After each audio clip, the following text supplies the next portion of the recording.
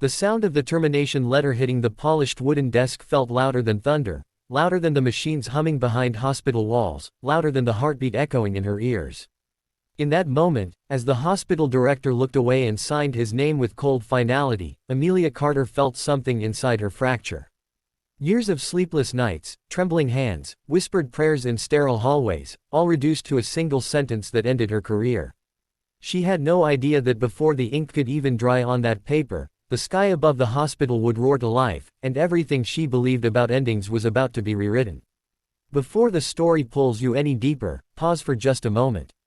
If you believe in kindness, in second chances, and in the quiet good that people do when no one is watching, please like this video, share it with someone who needs hope today, subscribe to the channel, and tell us in the comments where you're watching from. Your support keeps stories like this alive. Amelia had never dreamed of becoming a nurse manager at one of the city's largest hospitals. She came from a small coastal town where her mother cleaned hotel rooms and her father never returned from a fishing trip one stormy night. What she did dream of was helping people breathe again, helping families survive the longest nights of their lives. She worked her way through nursing school by taking double shifts, by skipping meals, by sleeping in her car between classes.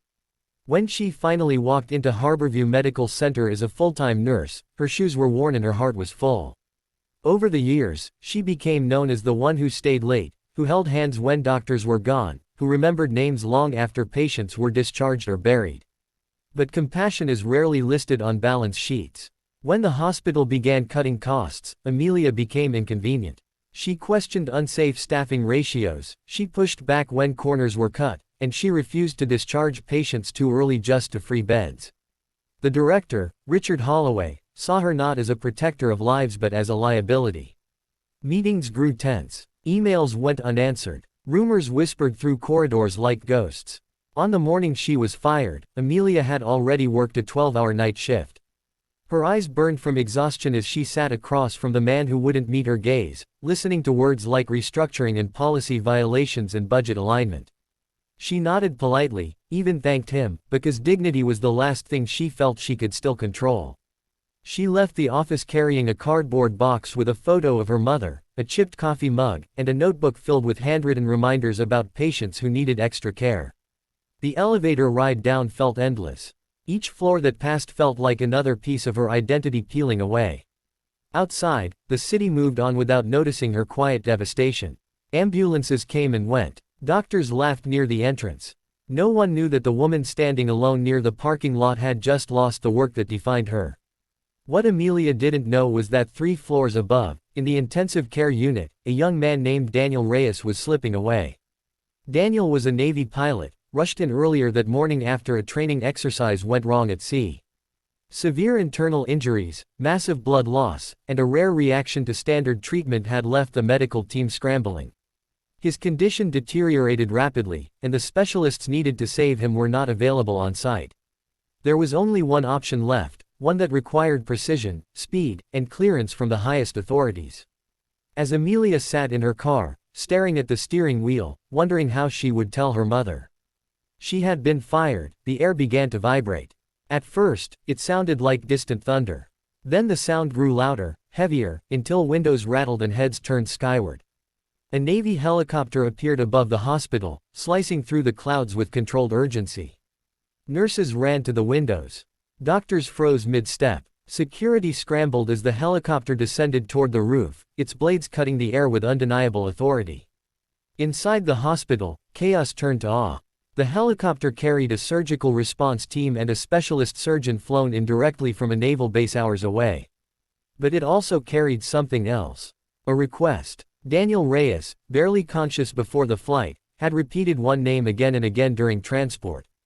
Amelia Carter. The nurse who had once volunteered at a veterans clinic, who had stayed with him through the night years earlier after a car accident, who had written letters to his estranged father when Daniel was too proud to ask for help himself. Amelia was the reason Daniel had joined the Navy in the first place. She had told him, during his darkest moment, that saving lives wasn't always about uniforms or medals, but about showing up when it mattered most. When hospital administrators realized who Daniel was asking for, panic set in. Amelia had been removed from the system. Her badge deactivated. Her name erased from schedules. The director was summoned urgently as doctors insisted they needed her, not for her title, but for her knowledge of Daniel's medical history, his allergies, his trauma responses. With the helicopter still thundering overhead, Richard Holloway felt something he hadn't felt in years. Fear. Amelia was already driving away when her phone rang. She nearly ignored it, assuming it was another automated message or a wrong number. When she answered, her hands shook as she listened. She turned the car around without thinking, tears blurring the road.